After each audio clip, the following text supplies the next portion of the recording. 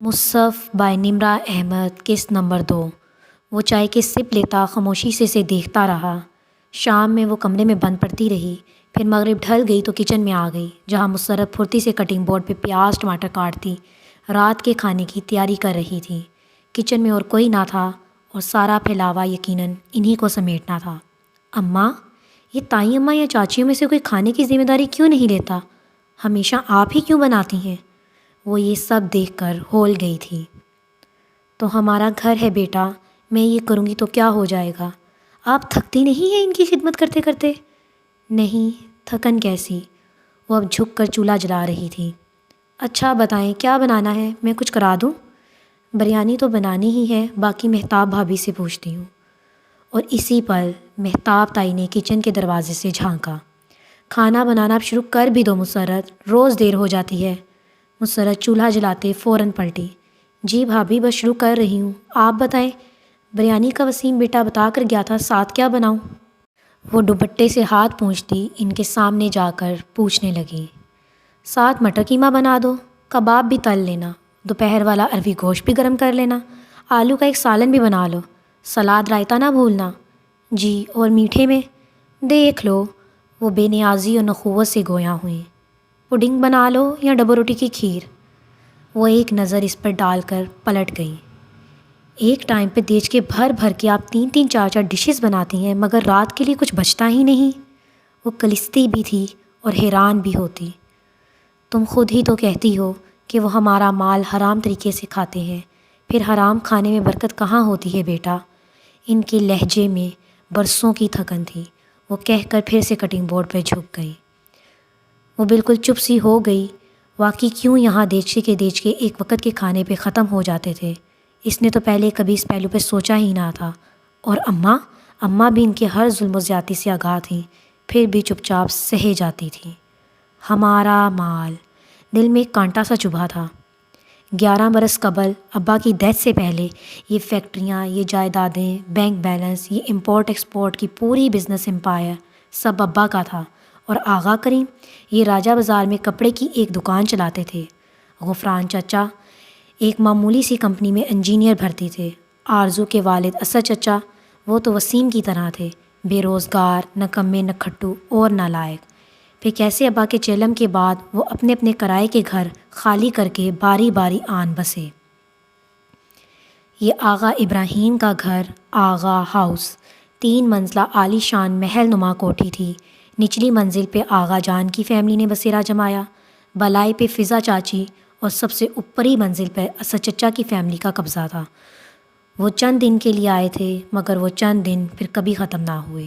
بات بے بات جگہ کی کمی کا رونا رویا جاتا، یہاں تک کہ ماسٹر بیڈ روم سے مسرت اور محمل کو نکال کر اسٹور روم میں شفٹ کر دیا گیا۔ وہ اس وقت چھوٹی تھی، شاید 9 10 برس کی، مگر جیسے جیسے شعور کی منزلیں پار کی تو اندر ہی اندر لاوا پکتا رہا۔ اب تو عرصہ ہوا اس نے دبنا چھوڑ دیا تھا، مگر گھر کے مردوں کے سامنے تو خیر زبان وہ بند ہی رکھتی تھی اور تائی اور چاچیوں سے برابر کا مقابلہ کرتی، اور کزنز تو کسی کھاتے میں نہ تھی۔ لیکن اس کے زبان چلانے کے باعث اس پر سختیاں بڑھتی گئی۔ وہ محض زبان چلاتی تھی، مگر تائی اماں دوسرے حربے بھی استعمال کرتی۔ جب سے اس نے اپنی ذاتی جیب خرچ کے لیے ایک دوست کے والد کی اکیڈمی میں ٹیوشن دینی شروع کی تھی، اس کو گھر واپسی میں دیر ہو جاتی تھی، اور نتیجتاً یا قصداً اس کے لیے دوپہر کا کھانا نہ رکھا جاتا تھا۔ ایک دفعہ اماں ایک روٹی اور سالن کی پلیٹ بچا کر کمرے میں لے آئیں، مگر تائی مہتاب کی نگاہ پڑ ہی گئی اور گھر میں بھوچال ہی آ گیا۔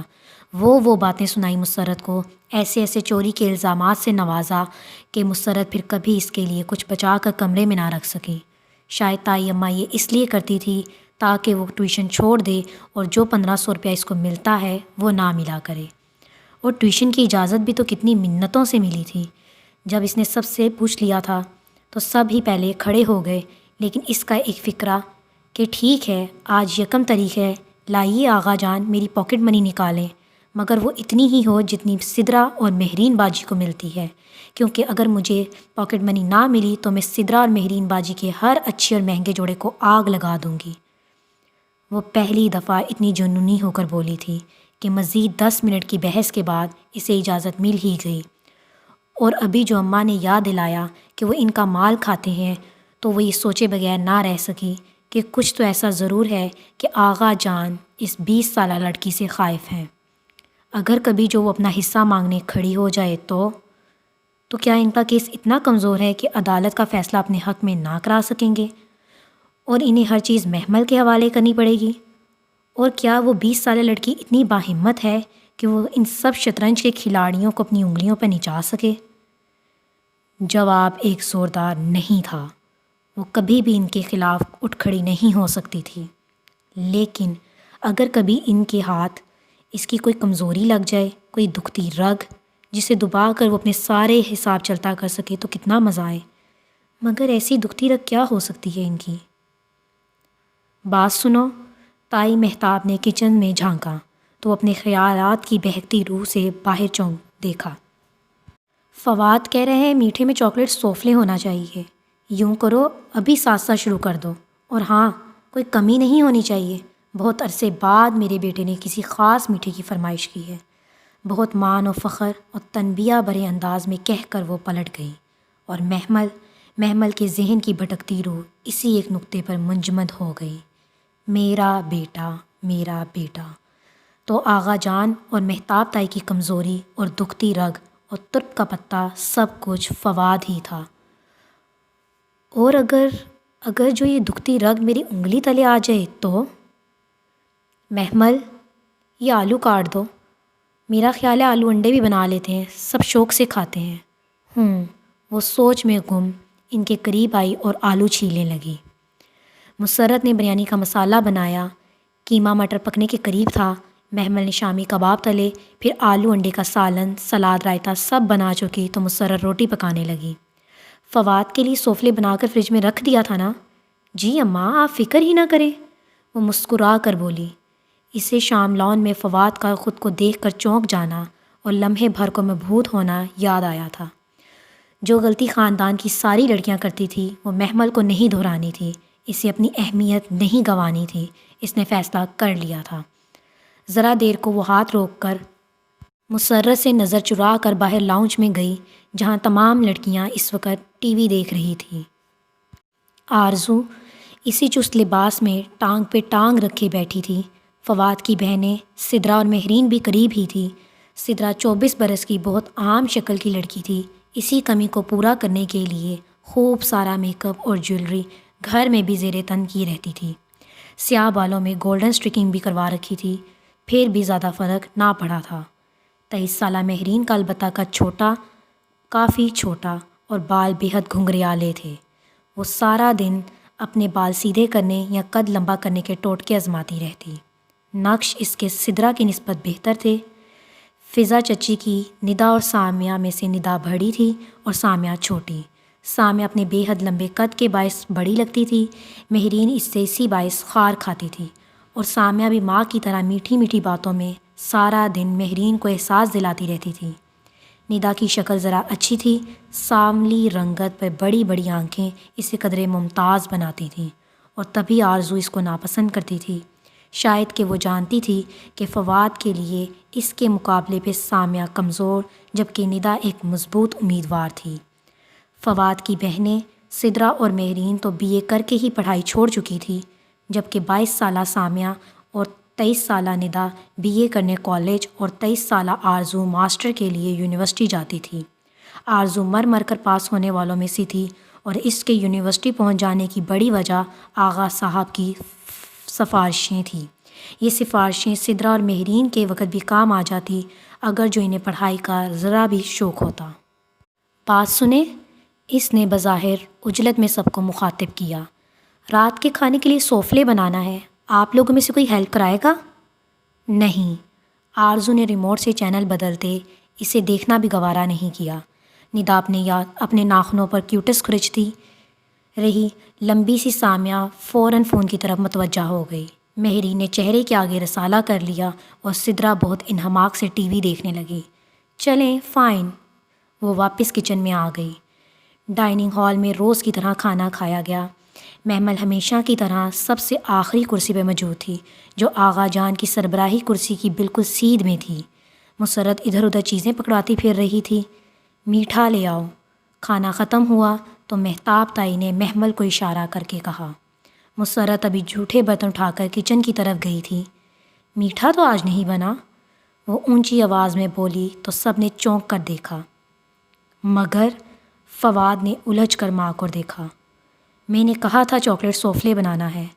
جی مگر آپ کا چاکلیٹ سوفلے نہیں بنا۔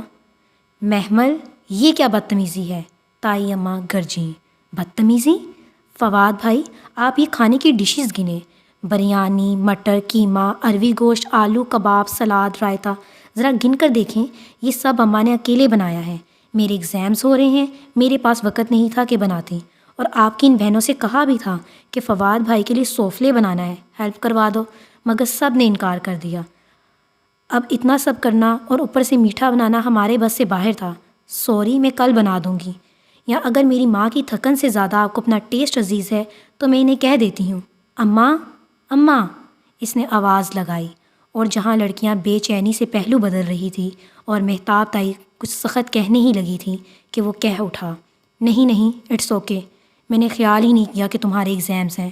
اور ممی، اس نے ماں کو تنبیہی نگاہوں سے دیکھا، کچن کا کام صرف محمل اور مسرت چچی کی ذمہ داری نہیں، ان ساری نوابزادیوں سے بھی کہا کریں کہ ہاتھ تو بٹا ہی سکتی ہیں۔ ہاں ہاں کرتی تو ہیں۔ ہاں ٹھیک ہے، آغا جان نے نیپکن سے ہاتھ صاف کرتے ہوئے بات ختم کرنے کی کوشش کرنی چاہی۔ جوان بیٹا جو ان سے اونچا تھا، اس کی بات کے آگے انہیں اپنی بات کمزور لگ رہی تھی۔ مہتاب تائی پہلو بدل کر رہ گئی، نائمہ چچی زیر لب کچھ بڑبڑائیں، اور تو اور فضا چچی بھی خاموش ہو گئیں۔ لڑکیاں الگ شرمندہ۔ وہ اطمینان سے فواد کے اٹھنے سے قبل ہی اٹھ گئی تھی۔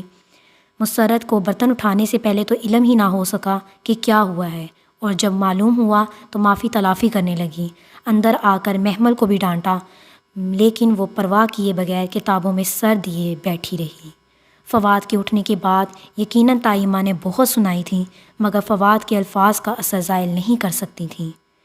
اس کی گھر میں ایک مضبوط حیثیت تھی، اور پہلی دفعہ کسی مضبوط حیثیت والے نے محمل اور مسرت کی طرفداری کی تھی، سو بہت سی خواتین رات کو کڑتے ہوئے سوئی تھیں۔ صبح کالج بس کے لیے وہ اسٹاپ پہ رکھے بینچ کے قریب آئی تو ذہن ابھی تک ادھر ہی الجھا تھا۔ بینچ پہ بیٹھتے ہوئے اس نے سرسری سا دیکھا، وہ سیاہ فام لڑکی اسی طرح بیٹھی تھی، گود میں رکھی کتاب کے کناروں پہ مضبوطی سے ہاتھ جمائے خاموشی سے سامنے دیکھ رہی تھی۔ وہ جمائی روکتے بیٹھ گئی اور بے دلی سے بس کا انتظار کرنے لگی۔ اس نے وہی کل والا اجرک کا کرتا جینس کے اوپر پہن رکھا تھا، بال اونچی پونی ٹیل میں بندھے ہوئے تھے، سوچ وہیں فواد کے ارد گرد گھوم رہی تھی۔ صبح وہ جلدی نکلتی تھی، تب تک وہ نیچے نہیں آتا تھا۔ اس کا کمرہ دوسری منزل پہ تھا، چوتھی تو غفران چچا اور فضا چچی کی اماج گاہ تھی، مگر وہ کنارے والا کمرہ فواد کا پسندیدہ تھا، سو وہ اس کو عرصہ پہلے ہی الاٹ کر دیا گیا تھا۔ فضا چچی کی 2 بیٹیاں اور ایک بیٹا حسن تھا، سو وہ کمرہ ان کی ضرورت سے زائد تھا، اور یہ تو محمل کا دل ہی جانتا تھا کہ وہ کمرہ ابا نے اس کے لیے بنوایا تھا۔ لیکن سیاہ فام لڑکی اسی خاموشی سے سامنے دیکھ رہی تھی، اور وہ بور ہونے لگی تو ادھر ادھر گردن گھمائی۔ سیاہ کتاب کو دیکھ کر کل والا واقعہ یاد آیا۔ یہ کتاب کب ملی تھی آپ کو؟ بغیر تمہید کے سوال۔ اس لڑکی نے اطمینان سے گردن اس کی طرف موڑی۔ 2 سال پہلے۔ یہ کس نے آپ کے لیے خصوصاً چھوڑی تھی؟ ہے کوئی؟ وہ زیر لب مسکرائی، موٹی آنکھوں میں چمک بڑھ گئی۔ آپ کو اچھا لگتا ہے وہ؟ اس نے غور سے اس کی چمک کو دیکھ کر کہا، بہت زیادہ۔ آپ اسے کیسے جانتی تھی؟ میرا مطلب ہے یہ تو صدیوں پرانی کتاب ہے۔ بس میں جانتی ہوں۔ اور یہ کتاب آپ کا ماضی یا آپ کا حال، آپ کا مستقبل کیسے دکھاتی ہے؟ اس میں سب لکھا ہے، گزرے واقعات اور وہ جو میرے ساتھ پیش آنے والا ہے، اور مجھے ایسے موقع پر کیا کرنا ہے، سب لکھا ہے۔ محمل کا دل زور سے دھڑکا۔ وہ سیاہ فام لڑکی سے بہت عجیب بات بتا رہی تھی، جانے کیسی پر اسرار بھید بھری کتاب تھی وہ۔ آپ کو اس سے کتنا فائدہ ہوتا ہے؟ جتنا تمہاری سوچ سے بھی اوپر ہے۔ پھر تو آپ کے بہت مزے ہوں گے، آپ اس کو پڑھ کر سب کچھ جان جاتی ہوں گی۔ ہاں، مگر اس میں کچھ عمل ہیں، پہلے وہ پرفارم کرنے ہوتے ہیں، پھر ہر چیز ویسی ہی ہوتی ہے جیسی اس میں لکھا آتا ہے۔ عملیات؟ وہ چونکی، اندر کوئی الارم سا بجا۔ یہ تو کوئی سلفی علم کی ماہر بیٹھی ہے، ان سے احتراز برتنا چاہیے۔ ہاں، سیاہ فام لڑکی مسکرائی۔ جو وہ عمل کر لے وہ اس کتاب کے ذریعے دنیا پر راج کرتا ہے۔ سب لوگ اس کی مٹھی میں آ جاتے ہیں اور ہر شے اس کے لیے تسخیر ہو جاتی ہے۔ صرف میں نہیں، تم بھی اگر اس کتاب کا خاص علم سیکھو تو تمہیں اس میں اپنا ماضی، اپنا حال، اپنا مستقبل نظر آنے لگے گا۔ اور اس کے بعد وہ سحر زدہ سی سوال کیے جا رہی تھی۔ اس کے بعد تم اس کتاب کو چھوڑ نہیں سکتی، تمہیں اپنی زندگی اس سے باندھ کر ہی گزارنی ہوگی۔ اور اگر میں اسے چھوڑ دوں تو تم تباہ ہو جاؤ گی، تمہاری ہر چیز، ہر محبت، سب تباہ ہو جائے گا۔ اس کو لے کر تم چھوڑ نہیں سکتی، یہ سب اتنا آسان نہیں ہے۔ محمل گھبرا کر اٹھ کھڑی ہوئی۔ میری بس۔ اسی پل بس قریب آتی نظر آئی۔ وہ دوڑ کر بس کی طرف جانے لگی۔ تم ایک دن ضرور آؤ گی میرے پاس، سیاہ فام لڑکی مسکرائی تھی۔ تم ایک دن ضرور گڑ گڑا کر یہ کتاب مانگنے آؤ گی۔ میں جانتی ہوں تم لوگوں کی ستائی ہوئی ہو، تمہارا دل زخمی اور ہاتھ خالی ہیں، اور جس دن یہ دل پوری طرح ٹوٹ جائے گا میں یہ کتاب تمہیں دے دوں گی۔ جاؤ، تمہاری بس آ گئی ہے۔ وہ خوف زدہ سی بس کی طرف لپکی تھی۔ آج راڈ پکڑ کر اسے پیچھے دیکھنے کی ہمت نہ ہوئی۔ شام کو اس نے بہت محنت سے چاکلیٹ سوفلے بنایا، اور جب وہ ٹھنڈا ہو گیا تو ٹرے میں سجا کر اوپر سیڑھیاں چڑھنے لگی۔ ابھی دوسری سیڑھی پہ ہی تھی کہ آرزو نیچے آتی دکھائی دی۔ یہ کس کے لیے ہے؟ وہ ماتھے پہ بل ڈالے لمحے بھر کو رکی۔ فادی کے لیے ہے؟ جی انہی کے لیے ہے۔ انہوں نے کل کہا تھا، میرے پاس ٹائم کہاں تھا، آج بھی کسی کو یاد نہ آیا تو بنا دیا۔ اس نے بے نیازی سے شانے جھٹکے۔ وہ دوسری سیڑھی پہ ٹرے اٹھائے کھڑی منتظر تھی کہ آرزو نیچے اترے اور وہ اوپر جا سکے۔ اور ڈنر کی تیاری کر لی تم نے؟ آرزو زینے سے اترتے اس کے سامنے آ کر کھڑی ہو گئی۔ اماں بنا رہی ہیں۔ قورمہ بنا لی ہے؟ ممی نے کہا بھی تھا، تم نے چیک کیا؟ آپ سیدھے سیدھے کہہ کیوں نہیں دیتی کہ میں چلی جاؤں اور آپ یہ ٹرے فواد بھائی کو دے کر اپنے نمبر بنا لیں؟ تو یہ لیں، پکڑیں۔ اس نے ٹرے زور سے اسے تھمائی۔ مجھے اور بھی کام کرنے ہیں، اور کھٹ کھٹ سیڑھیاں اتر کر کچن کی طرف چلی گئی۔ بدتمیز، وہ بڑبڑائی۔ مگر محمل کو معلوم تھا کہ اس کی بلند آواز فواد سن چکا ہوگا، اور اب آرزو جو چاہے کر لے۔ وہ جانتا تھا کہ کام کس کا ہے اور نمبر کون بنانا چاہ رہا تھا۔ اور پھر یہی ہوا۔ رات کھانے پر جب مسرت نے چاکلیٹ سوفلے لا کر رکھا تو فواد نے سب سے پہلے ڈالا۔ یہ تم نے بنایا ہے محمل؟ جی، وہ سادگی سے بولی۔ آرزو نے ناگواری سے پہلو بدلا۔ بہت ٹیسٹی ہے، تم ہی روز میٹھا کیوں نہیں بناتی؟ اتنی فارغ نہیں ہوتی، 100 کام ہوتے ہیں مجھے، ایگزامز ہو رہے ہیں میرے، دل کرے گا تو یاد بنا دیا کروں گی، ورنہ سب جانتے ہیں۔ محمل سے یہ جی حضوریاں نہیں ہوتی۔ اماں، ایک پھلکا مجھے اٹھا کر دیں۔ وہ مصروف سی اماں کے ہاتھ سے پھلکا لینے لگی، جیسے اسے فواد کے تاثرات کی پرواہ ہی نہ تھی، اور وہ تائیدن سر ہلا کر سوفلے کھانے لگا، مگر بار بار نگاہ بھٹک کر اس کے مومی چہرے پر جھانکتی تھی، جو بہت مگن سی ابھی تک کھانا ہی کھا رہی تھی۔ سوفلے کو اس نے ہاتھ بھی نہ لگایا تھا۔ وہ کچن میں کھڑی سنک کے سامنے دوپہر کے جھوٹے برتن دھو رہی تھی، جب سامنے بڑی سی کھڑکی کے پار آسمان پہ سرمئی بادل کٹھے ہونے لگے۔ وہ ابھی تک سپنج پلیٹوں پہ مارتے ہوئے اس سیاہ فام لڑکی کے متعلق سوچے جا رہی تھی، جس سے وہ گزشتہ کچھ دنوں سے احتراز برت رہی تھی۔ عین بس کے ٹائم پہ جاتی اور بینچ پہ بیٹھنے کی بجائے ذرا فاصلے پہ کھڑی ہو جاتی۔ محمل نہ تو اس سیاہ فام لڑکی کو دیکھتی اور نہ ہی اس کے قریب جاتی۔ معلوم نہیں کیوں اسے اس سے اور اس کی سیاہ جلد والی کتاب سے خوف محسوس ہونے لگا تھا۔ بادل ذرا گرجے تو وہ چونکی۔ سنہری شام پہ ذرا سی دیر میں چھایا ہو گئی تھی، بجلی چمکی اور یکا یک موٹی موٹی بوندیں گرنے لگی۔ محمل نے جلدی جلدی آخری برتن دھو کر ریک میں سجائے، ہاتھ دھوئے اور باہر لان کی طرف بھاگی۔ بارش دیکھ کر اس کا دل یوں ہی مچل جایا کرتا تھا۔